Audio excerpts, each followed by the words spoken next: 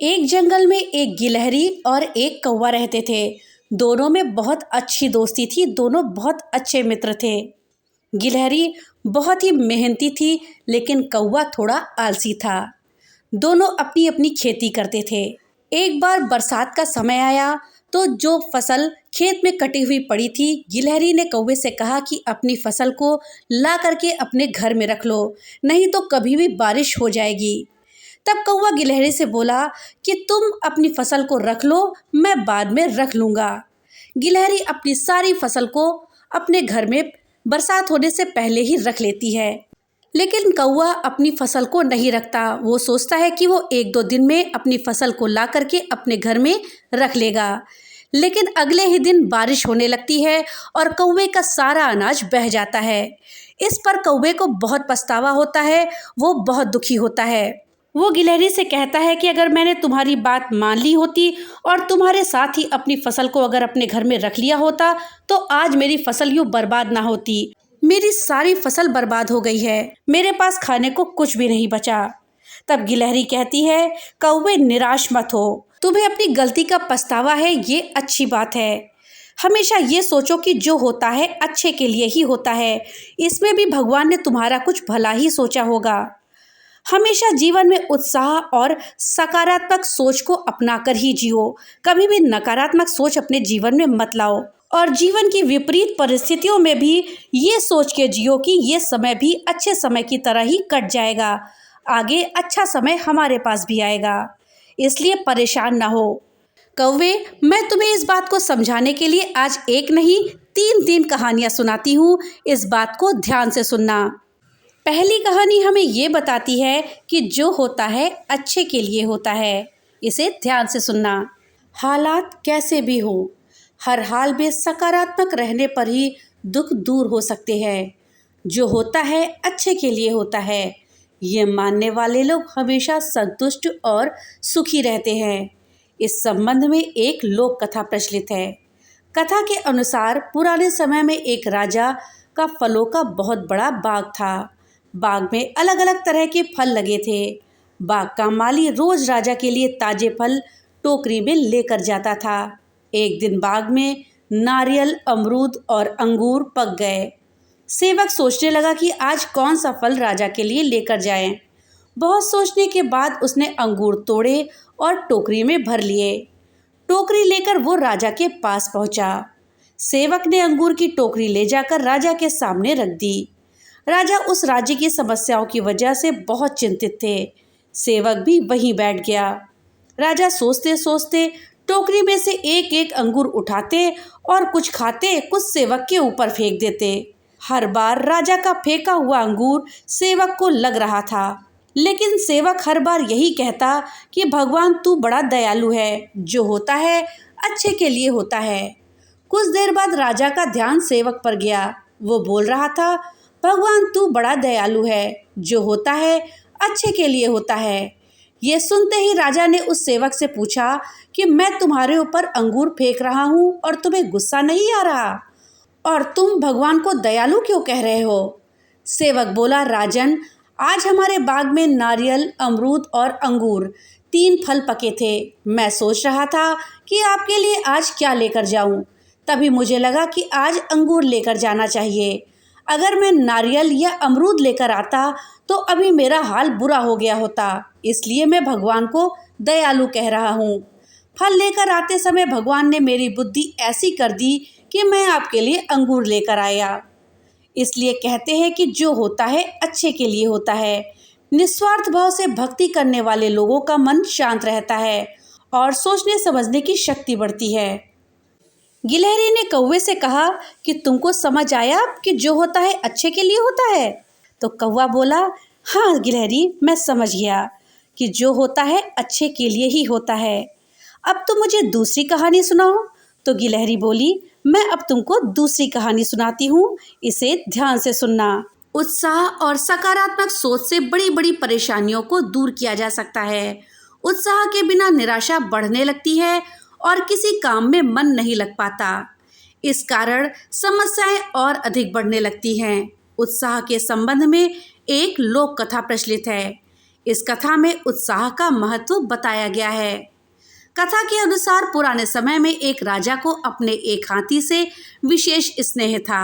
हर युद्ध में राजा उसी हाथी पर सवार होकर जाता था। हाथी की वजह से राजा ने कई युद्ध भी जीते थे। जब हाथी बूढ़ा हो गया तो राजा ने उसे युद्ध में ले जाना बंद कर दिया और उसकी देखरेख की विशेष व्यवस्था कर दी। सेवक सुबह शाम हाथी के खाने पीने का ध्यान रखते थे, लेकिन वो हाथी उदास रहने लगा। एक दिन हाथी पानी पीने के लिए तालाब में गया तो वही दलदल में फंस गया। बहुत कोशिशों के बाद भी हाथी वहां से नहीं निकल पा रहा था। सेवकों ने हाथी को बाहर निकालने की बहुत कोशिश की, लेकिन सफलता नहीं मिली।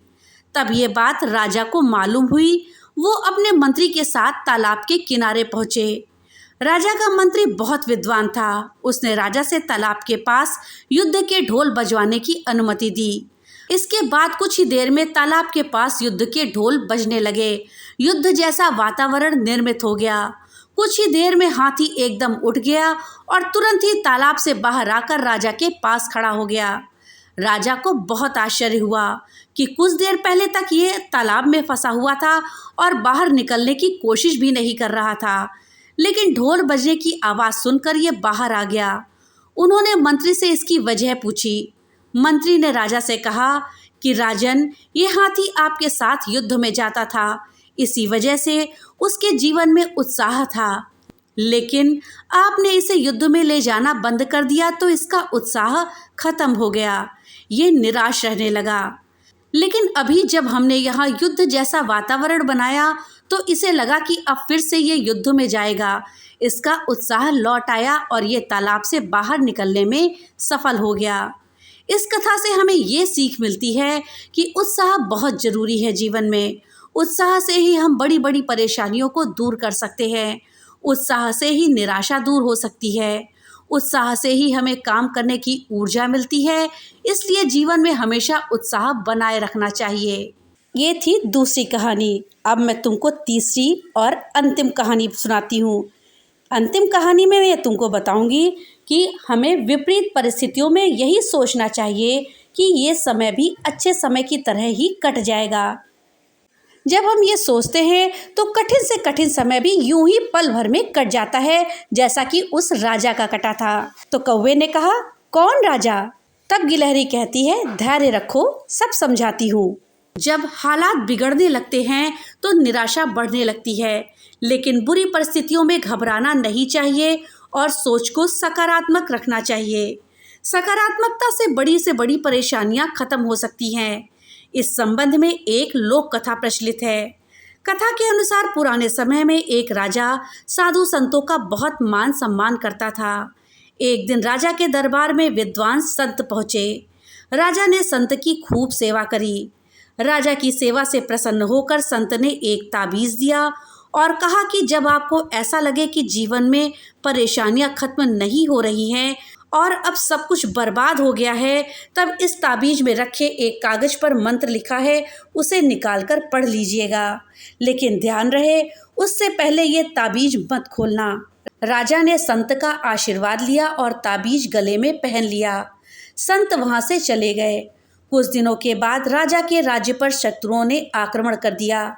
सभी शत्रु बहुत शक्तिशाली थे। उनके पास बहुत बड़ी सेना थी। इस वजह से राजा की सेना युद्ध में हार गई। राजा किसी तरह अपने प्राण बचाकर जंगल में भाग निकला और एक गुफा में छिप गया। राजा को ढूंढते हुए शत्रुओं के सैनिक भी जंगल में पहुंच गए। जिस गुफा में राजा छिपा था उसके आसपास शत्रु सैनिक पहुंच गए।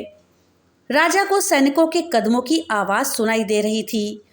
राजा को लगा कि मैं फंस गया हूँ, मैं पकड़ा जाऊंगा, अब सब कुछ बर्बाद हो गया है। तभी उसे संत के ताबीज की याद आई। राजा ने तुरंत ही ताबीज खोला और कागज निकाला। उस पर लिखा था कि ये समय भी कट जाएगा। ये पढ़कर राजा को थोड़ा सुकून मिला। कुछ देर में ही सैनिकों के कदमों की आवाज़ कम होने लगी। राजा ने गुफा से झांक कर देखा तो सैनिक उस जगह से काफ़ी दूर निकल गए थे। राजा तुरंत ही गुफा से बाहर निकला और अपने राज्य में पहुंच गया। इस तरह से राजा के प्राण बच गए। जीवन प्रबंधन इस प्रसंग की सीख यह है कि समय कभी भी एक जैसा नहीं रहता। अच्छे दिन हो या बुरे दिन, समय बदलता रहता है। इसलिए अच्छे दिनों में गलत काम करने से बचना चाहिए और बुरे दिनों में धैर्य से काम लेना चाहिए। विपरीत परिस्थितियों में भी यही सोचें कि ये समय भी कट जाएगा। तो दोस्तों, ये थी जीवन की सीख देती हुई 3 कहानियाँ। कहानियाँ अगर अच्छी लगी हो तो वीडियो को लाइक और ज़्यादा से ज़्यादा शेयर करिएगा।